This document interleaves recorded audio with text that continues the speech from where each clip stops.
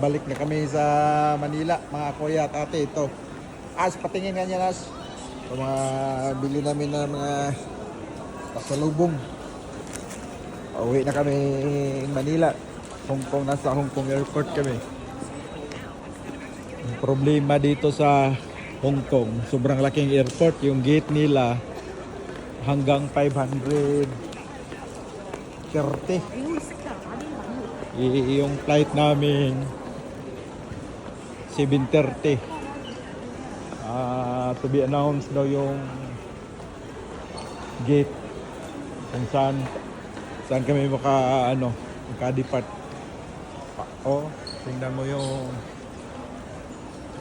gate nila hanggang 530. Grabe, ang laki na airport sa Hong Kong. Pag galing ka ng Manila, pag baba mo dito, sumakay ka pa ng train para magkuha sa bagahe. Pagkatapos immigration. Sobrang laki talaga ng airport ng Hong Kong.